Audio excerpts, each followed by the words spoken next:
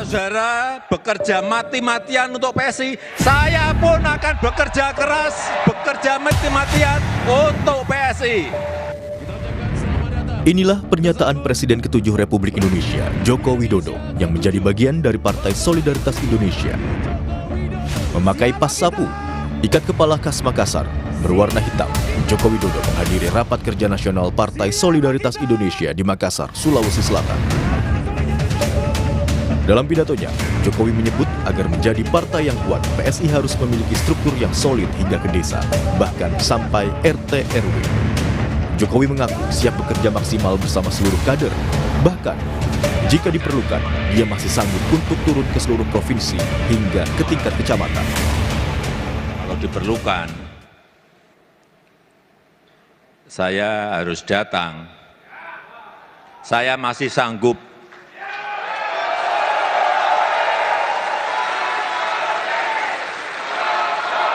Saya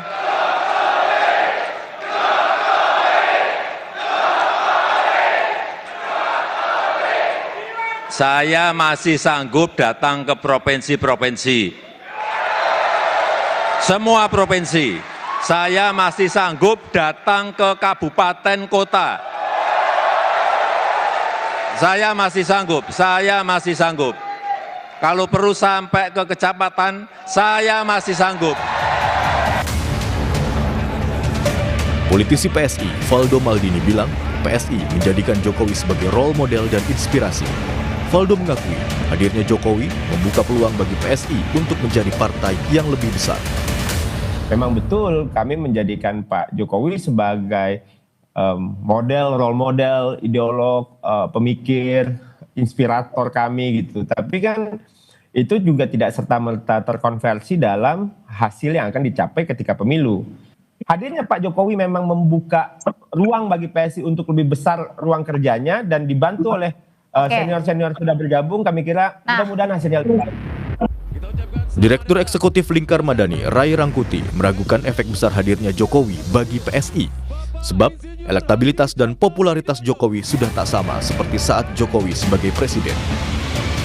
Jadi kalau kita lihat tradisinya di Indonesia, orang yang berkuasa dengan partainya, itu bisa melaju gitu. Nah masalahnya adalah 2009 itu Pak Jokowi jelas tidak dia berkuasa. Dan apakah elektabilitas, popularitas Pak Jokowi masih bisa digadang-gadang untuk terus ya katakanlah membackup PSI kuat di 2009 akan datang? Saya agak ragu. Kenapa ragu gitu? Bahkan ketika Pak Jokowi sedang berkuasa pun PSI-nya nggak sampai 3% gitu loh. Apakah kehadiran Jokowi akan memberikan dampak besar bagi PSI? Partai yang dipimpin oleh putra bungsunya tersebut? Tim Liputan, Kompas TV.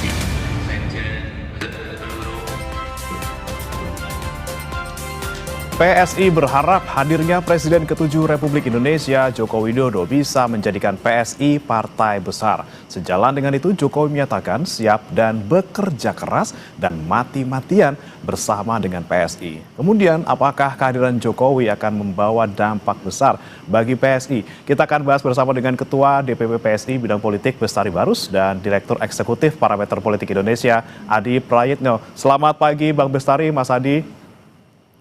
Selamat pagi. Selamat pagi, Mas.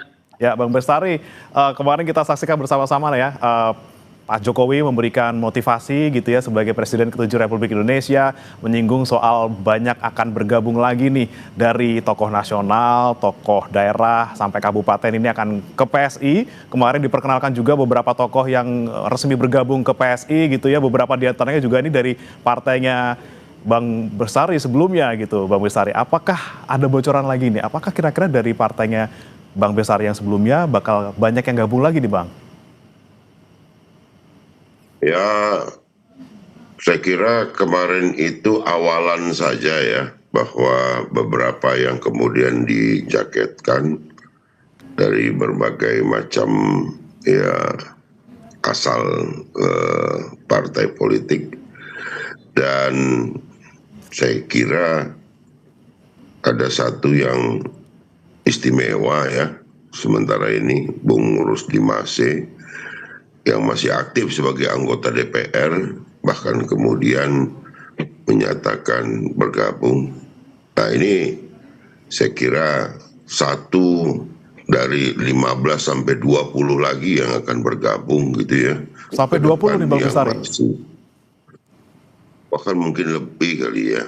Gitu. Tapi masih menunggu waktu, kecocokan waktu, dan mudah-mudahan ini memperkuat keberadaan Partai Solidaritas Indonesia di belantika politik nasional gitu. Oke, Bang Bestari, ini kan lagi-lagi Pak Jokowi kemarin bilang bahwa akan bekerja keras gitu ya, kemudian juga dalam tanda kutip bakal bisa bergabung untuk sama-sama lah sampai ke RT, sampai ke RW untuk bisa memperkuat jaringan PSI gitu ya. Nah, dari mungkin teman-teman Bang Bestari yang dari partai sebelumnya yang tadi akan bergabung gitu ya, ini benar-benar yakin sekali memang sosok Pak Jokowi ini bisa membuat PSI lebih besar. Ya, harapan kita seperti itu, dan itu bukan sekedar harapan, tapi begini, bahwa banyak yang mengatakan PSI ini pada waktu Pak Jokowi masih jadi presiden saja tidak lolos threshold gitu. Namun mereka tidak melihat sebetulnya bahwa pada waktu itu Pak Jokowi sama sekali tidak pernah mengendorse PSI.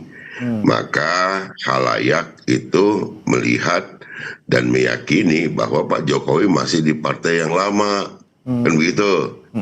Nah, dengan kemudian pada ini yang sudah kedua kali Pak Jokowi mengatakan hal yang hampir sama gitu ya, akan bekerja keras, mati-matian begitu ya. Itu untuk PSI itu sudah kedua kali diucapkan, dan yang pertama itu kan di Kongres PSI, yang kedua di Rakernas 1 Makassar ini. Saya masih di Makassar. Nah, ini mengkonfirmasi gitu loh bahwa Pak Jokowi betul-betul serius, dan ini juga menjadi satu masukan ya bagi masyarakat pendukung Pak Jokowi dulu yang masih berpikir pada bahwa Pak Jokowi itu masih ada di partai yang lama.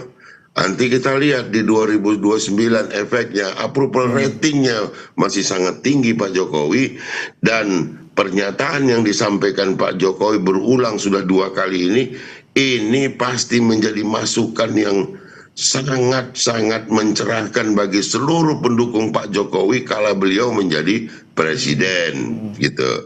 Nah, itu menjadi salah satu hal yang menggembirakan bagi kami. Beliau mengulang lagi perkataannya, dan ini kami sampaikan ke seluruh pelosok Indonesia.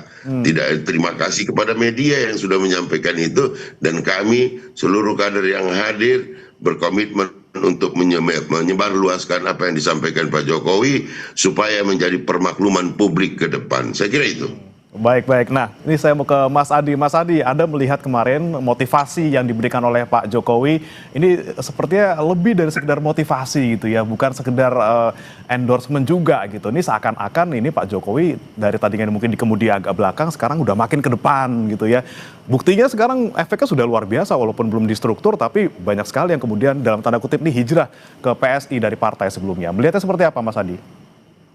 Ya, saya kira bicara tentang Jokowi dan PSI hari ini itu melampaui urusan legal formal menjadi anggota partai ataupun tidak, karena publik secara signifikan belakangan ini sudah melihat Jokowi itu ya PSI, PSI itu adalah Jokowi, dua sisi yang memang tidak bisa dipisahkan satu sama yang lain. Nah, kalau kita mendengarkan pidato politik Jokowi kemarin, bagi saya itu adalah semacam bentuk komitmen dan keseriusan Jokowi untuk serius turun gunung dan mati-matian untuk membesarkan PSI di masa-masa yang akan datang, terutama untuk yang pertama kalinya lolos ke parlemen. Karena kalau kita mau jujur sebenarnya Mas ya, bicara PSI hari ini, kenapa relatif sering dipergunjingkan oleh publik? Karena ada 2 variabel penting. Ya, tentu adalah sosok Pak Jokowi yang sudah terang-terangan dan belak-belakan ingin memenangkan PSI. Yang kedua, kita juga tahu eksodus ataupun hijrah politik dari Partai Nasdem ke PSI itu kan juga menjadi variabel penting. Dimulai dari Ahmad Ali, kemudian ada Bestari Barus, kemudian ada Rusdi Masih dan seterusnya. Itu kan adalah dua instrumen yang kemudian bisa dibaca oleh publik bahwa kebaruan yang dimiliki oleh PSI hari ini menatap pertarungan politik di 2029 itu relatif jauh diperhitungkan dibandingkan dengan yang sebelumnya. Mungkin PSI masa lampau ketika tidak lolos ke parlemen itu kan dibaca oleh publik ini hanya sebatas partai anak muda, lebih banyak main di medsos, wacana yang kemudian hanya menimbulkan kegaduhan di ruang publik. Tapi ketika Jokowi bergabung, kemudian ada Bestari Barus, kemudian Ahmad Ali dan Rusdi Masih, ini kan menjelaskan bahwa berpartai itu bukan hanya membangun narasi dan besar di media sosial, tapi membangun networking dan jejaring-jejaring yang kemudian bisa dikapitalisasi sebagai sumber daya ekonomi politik kepentingan bagaimana membesarkan partai ini. Itulah yang saya sebutkan. Per hari ini tentu dengan kemarin rakernasnya PSI di Makassar tentu saja. Ini kan sebenarnya adalah untuk mensublim bagaimana PSI itu meyakinkan langkah politik mereka menghadapi pertarungan-pertarungan politik, khususnya untuk yang pertama kalinya lolos ke parlemen. Jadi inilah yang kemudian dianasir-anasir penting. Memang batannya adalah soal apakah Pak Jokowi akan sesakti dahulu kalah. Karena konon Pak Jokowi itu adalah sosok yang setiap pertarungan politik tidak pernah kalah. Di Solo 2 kali jadi wali kota, Jakarta kemudian menang, kemudian setelah itu menjadi presiden 2 periode.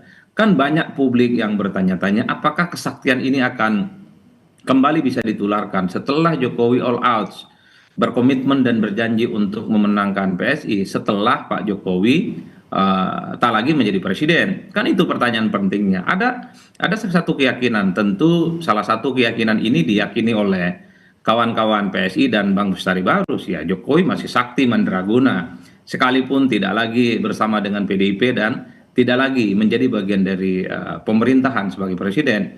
Tapi di seberang yang lain ada yang mengatakan bahwa mungkin Pak Jokowi akan tidak sesakti dulu karena jejaring dan kekuasaan politiknya tidak seperti yang dimiliki waktu jadi presiden dan tidak sekuat waktu bersama dengan PDIP. Bagi saya tidak mau terjebak pada dua perdebatan ini yang di ujung sebenarnya adalah ini tentu adalah uji kekuatan politik Pak Jokowi sebenarnya, tentu dengan mesin politiknya di PSI, bagaimana partai ini untuk pertama kalinya lolos ke parlemen, kerja-kerja politik, networking, meyakinkan masyarakat, itu tentu adalah kunci bagaimana memenangkan hati masyarakat saat pemilu.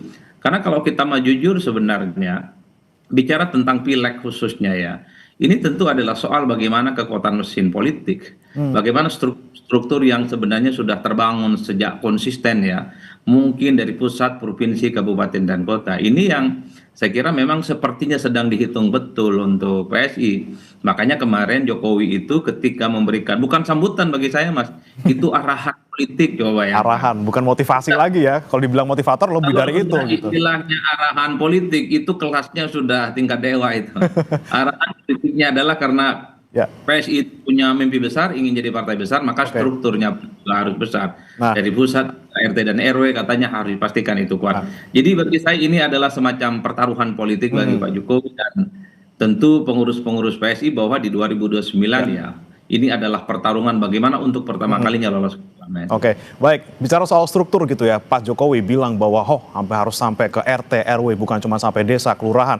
Bang Bestari, Pak Jokowi kalau bicara struktur belum masuk struktur. Apakah nanti bakal masuk ke struktur untuk bisa nanti istilahnya belusukan lagi seperti zaman dulu mau jadi presiden ataupun jadi presiden, atau tetap di luar tapi dengan peran yang sebegitu besarnya, Bang Bestari? Kita masih punya waktu yang cukup ya untuk menyelesaikan seluruh administrasi dan struktur kita sampai kepada verifikasi faktual nanti di Agustus 2027. Tentu kita tidak terburu-buru untuk meletakkan Pak Jokowi pada posisi yang in body nanti dengan kita bersama-sama. Jadi itu pun tidak mengurangi bahwa kami meletakkan beliau pada posisi terhormat sebagai patron politik.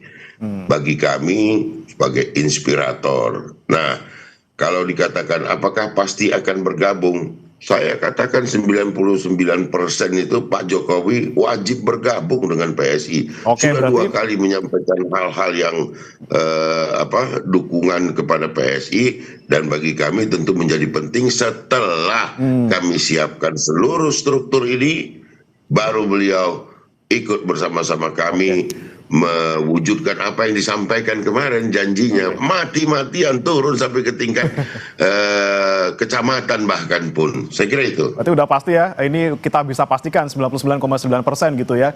Ini Mr. J adalah Jokowi dan tinggal nunggu kesiapan administrasinya saja gitu Bang Bestari ya. Saya kira itu patut menjadi permakluman bagi seluruh masyarakat, khususnya pada umumnya dan khususnya kepada seluruh pendukung Pak Jokowi selama menjadi presiden 2 periode. Oke, baik. Nah, ini bicara lagi soal tadi tidak hanya sampai ke kecamatan ataupun desa, tapi juga bahkan sampai ke RT RW. Kalau di kecamatan desa ada DPRT gitu ya. Nanti kalau misalnya sampai ke RT RW, jadinya apa nih? Apakah jadi daun atau seperti apa nih? Kalau dari ranting makin kecil lagi ke daun, seperti apa nanti kira-kira bentuknya jaringan yang akan dibangun oleh PSI untuk ini bersama-sama dengan Pak Jokowi memperluas jaringannya? Gini, verifikasi faktual itu kan disyaratkan hanya kepada DPP, DPW, DPD, dan DPC. Namun beberapa wilayah kami sudah menyiapkan bahkan sampai Dewan pimpinan ranting ya, itu setingkat kelurahan. Tentu dari tingkat kelurahan ini pun akan kita instruksikan di bawah komando dari DPD untuk menyiapkan kader-kader TPS yang akan mengawal suara kita. Kita butuh lebih dari 830.000 orang ya untuk mengisi TPS-TPS tersebut, dan untuk mewujudkan kita mau menang, kita mau ada di dalam belantika politik nasional dan menjadi salah satu poros yang cukup diperhitungkan ke depan. Saya kira itu ini membawa juga strategi yang bisa dilakukan untuk merebut kembali kandang yang sebelumnya yang mungkin sebelumnya gimana ya, dari Banteng mungkin ke Gajah gitu, mau diambil lagi di Jawa Tengah mungkin, Bang Bestari? Saya kira begini, sejarah mencatat ya, dalam kontestasi 2 pemilu itu, presiden dan gubernur itu, kami berada di dalam posisi berkoalisi dengan pemenang gitu ya, dengan Pak Prabowo gitu ya. Nah, itu membuktikan kok tidak terlalu istimewa juga kan pada waktu itu, sehingga kalah pada 2 kontestasi itu. Artinya ada ceruk yang bisa kami ambil di sana ya. Kalau mungkin pada hari nanti di 2009 ini kandangnya masih kecil-kecil, di 2034 kita akan kuasai itu. Oke, baik. Nah, Mas Adi, kalau kita lihat memang ini besar sekali keinginan PSI untuk bisa lolos ke Senayan, tapi tentu saja ada target lainnya yang akan mungkin ditargetkan oleh PSI. Anda melihat mungkin dengan kondisi Jokowi effect sekarang yang kita lihat kemarin di Rakernas dan juga mungkin ke depannya kemungkinannya seperti apa? Anda melihatnya seperti apa, Mas Adi? Apakah kemudian realistis untuk bisa lebih dari parlemen gitu? Ya, saya kira memang realistis utama itu adalah lolos ke parlemen. Apalagi misalnya soal kemungkinan ambang batas parlemen itu tidak lagi 4% sesuai dengan putusan Mahkamah Konstitusi yang menganggap ambang batas 4% itu layak untuk dikoreksi. Kalau di bawah 4%, maka partai-partai politik non-parlemen seperti PSI, mungkin juga adalah kawan-kawan seperti P3 dan Hanura dan seterusnya, itu soal kemungkinan lolos ke parlemennya masih cukup terbuka. Nah, yang kedua bagi saya, di PSI ini kan pernah ada satu eksperimen politik di mana Pak Jokowi itu dianggap sebagai figur sentral juga di pemilu 2024, misalnya ketika melihat begitu banyak atribut-atribut yang dimainkan oleh PSI saat itu. Ada foto Pak Jokowi dengan Mas Kaisang sebagai ketua umum partai, tapi kata Bang Bestari itu tidak kampanye dulunya, masih menganggap Pak Jokowi itu masih bagian dari PDIP. Kalau itu rumusnya, maka tidak boleh tidak di tahun-tahun yang akan datang, maka wajib hukumnya bahwa PSI itu harus mengkapitalisasi secara total figur sentral yang namanya Pak Jokowi. Bagi saya Jokowi ini bukan hanya soal inspirator, bukan hanya soal figur utama dan ideolog PSI ya, tapi bagi saya Jokowi itu adalah imam besarnya PSI. apapun judulnya PSI di masa-masa yang akan datang ya sangat tergantung dengan Pak Jokowi. Karenanya tentu tidak ada lagi cerita PSI itu tidak membranding mereka itu sebagai Jokowi, kantor-kantornya gitu ya, dari pusat hingga daerah, mulai dari bendera, kemudian atribut-atribut partai ya memang harus menyertakan Pak Jokowi gitu ya, fotonya, wajahnya. Ini tentu untuk mengkapitalisasi sekaligus memperkenalkan kepada publik bahwa per hari ini ada novelty, ada kebaruan yang dimiliki oleh PSI, yaitu PSI miliknya Jokowi dan Jokowi adalah PSI. Hanya dengan cara itu bahwa keyakinan Jokowi itu masih sakti mandraguna, kira-kira secara perlahan mungkin bisa ditularkan soal asosiasi politik Jokowi di masa-masa yang akan datang. Karena di 2024 Jokowi kelihatan memang agak sedikit menahan diri dan tidak mau vulgar terbuka misalnya mengkampanyekan untuk memenangkan PSI. Tapi karena sudah kadung Jokowi adalah PSI, sudah 2 kali memberikan arahan politik, siap total full power, turun gunung, mati-matian, serius dan militan memenangkan PSI, maka setelah Rakernas ini tentu saja tak ada cerita lagi bagi PSI. Ya memang yang di depan itu adalah Pak Jokowi untuk dijadikan sebagai imam besar dan perjuangan politik mereka di masa-masa yang akan datang.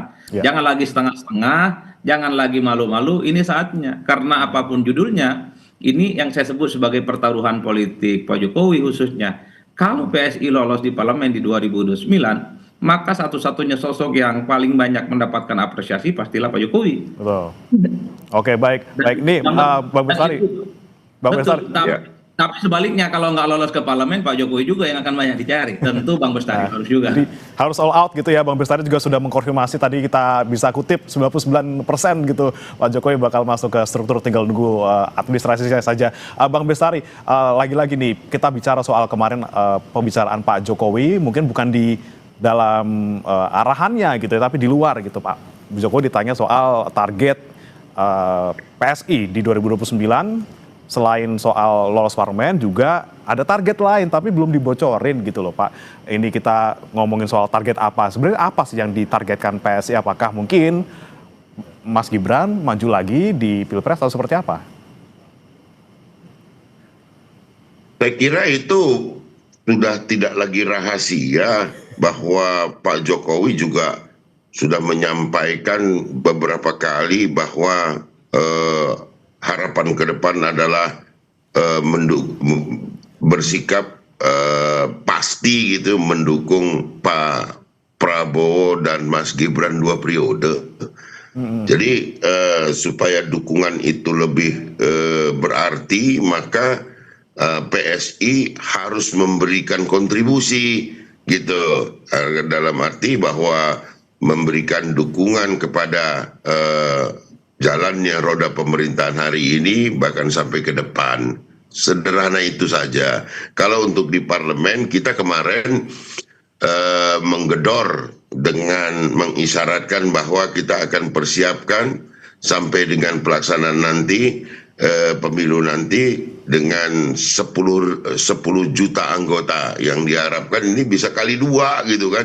Kalau 1 bawa 1 kali 2, saya kira ini akan berada pada posisi yang bisa pada 3 atau 4 besar ke depannya. Itu saja harapan kita. Oke, masih ada 3 tahun ke depan, ini PSI sudah mulai dari awal, udah ngeset track gitu ya.